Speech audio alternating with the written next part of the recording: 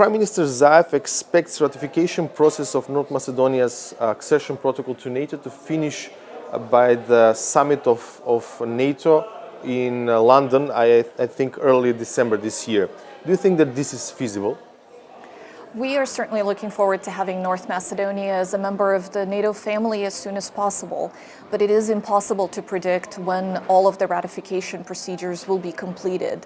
There's still a number of NATO allies who are working on their ratifications now. A number have already ratified, but there's still a number that are left to go. And so it's very difficult to predict when it will be possible.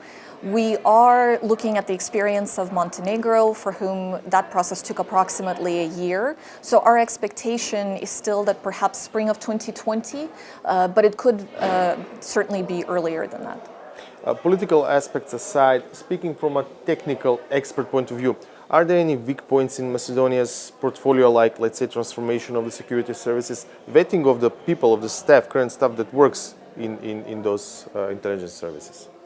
There have been a number of reform commitments that have been made and reform plans that have been agreed by the government. And so we are looking to the government to continue to implement, and they have been working very hard to do so. There have been important reforms made in the area of rule of law, important reforms that have been made in the defense and also in the security and intelligence sector, including a recent law that was passed. And so we're looking for continued implementation, and the signals that we are receiving is that the reforms are going well. Are there any specific expectations from NATO's side concerning modernization of the army, let's say producing more agile and more rapid response force?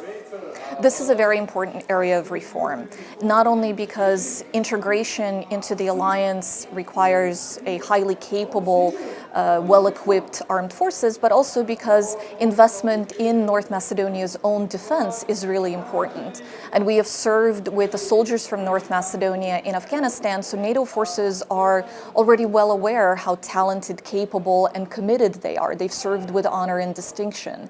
And so equipping them and making sure they're well trained, that they have the right facilities, modern equipment, modern weapons, that they are fully prepared to undertake the responsibilities of membership is really essential, and will continue to support the armed forces of North Macedonia in that effort.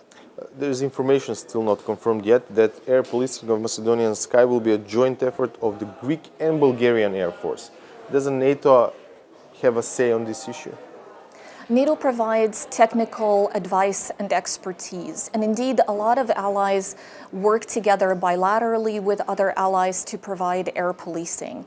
And we provide the advice and the support in this area, but it is up to North Macedonia to decide how best to take forward that capability.